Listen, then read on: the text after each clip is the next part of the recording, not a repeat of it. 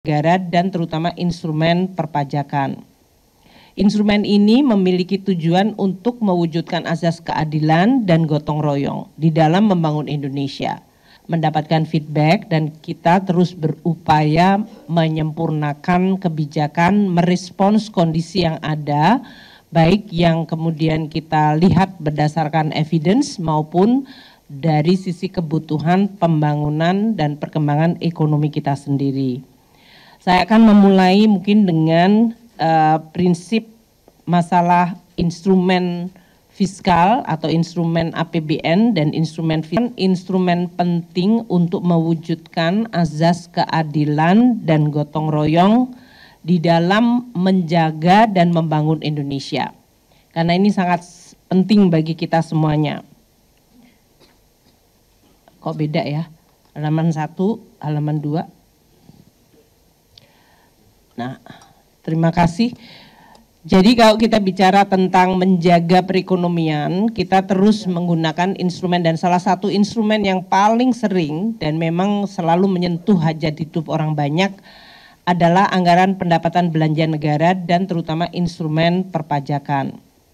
Instrumen ini memiliki tujuan untuk mewujudkan azas keadilan dan gotong royong di dalam membangun Indonesia, di mana kelompok yang mampu tentu membayar kewajiban berdasarkan undang-undang. Jadi ini bukan merupakan kebijakan perseorangan, tapi ini selalu melalui proses undang-undang sesuai dengan undang-undang dasar kita. Setiap tindakan untuk memungut harus dilakukan berdasarkan undang-undang. Dan bagi kelompok masyarakat yang tidak mampu akan dilindungi atau bahkan diberikan bantuan. Disinilah prinsip negara hadir. Ini asas keadilan akan kita coba terus, tidak mungkin sempurna tapi kita coba mendekati untuk terus menyempurnakan dan memperbaiki. Oleh karena itu, meskipun tadi disampaikan oleh Pak Menko undang-undang mengenai HPP, mengenai PPN 12% itu diberlakukan, selama ini pemerintah dan DPR di dalam mendesain undang-undang juga memperhatikan atau terus memperhatikan keperpihakan kepada masyarakat tersebut. Makanya waktu undang-undang itu ditetapkan, barang dan jasa yang dibutuhkan oleh masyarakat banyak bahkan tidak dipungut PPN-nya atau PPN-nya dibebaskan. Jadi waktu 10% menjadi 11 dan 11 menjadi 12, barang-barang ini bahkan tidak membayar pajak atau PPN-nya dibebaskan. Ini adalah barang-barang yang menyangkut kebutuhan masyarakat banyak. Tadi telah disampaikan oleh Pak Menko, beras, daging, ikan, telur, sayur, susu segar, bahkan jasa pendidikan, jasa kesehatan, jasa transportasi, dan berbagai macam barang dan jasa seperti rumah sederhana, air minum. Total dari barang dan jasa tadi yang tidak membayar PPN, PPN-nya ditanggung pemerintah, seharusnya mereka membayar PPN sesuai dengan barang dan jasa yang lain, tapi karena pemerintah DPR dalam hal ini memberikan keberpihakan, mereka dibebaskan PPN-nya, maka pemerintah yang membayar biayanya mencapai diestimasi 265,6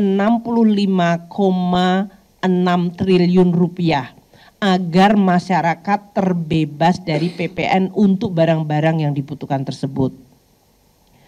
Nah, untuk barang-barang yang masih terkena PPN, namun kita juga dalam hal ini melihat sebagai barang yang dibutuhkan masyarakat oleh kami semua dari kementerian bersama Pak Menko memutuskan untuk barang-barang seperti tepung terigu, gula untuk industri, dan minyak kita, minyak curah, minyak goreng curah, itu PPN-nya tetap di 11%.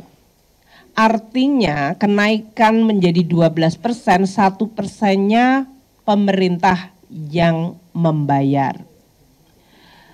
Dan tentu sesuai dengan masukan dari berbagai pihak termasuk DPR, agar azas gotong royong di mana PPN 12 dikenakan bagi barang yang dikategorikan mewah, maka kita juga akan menyisir untuk kelompok harga untuk barang-barang dan jasa yang merupakan barang jasa kategori premium tersebut.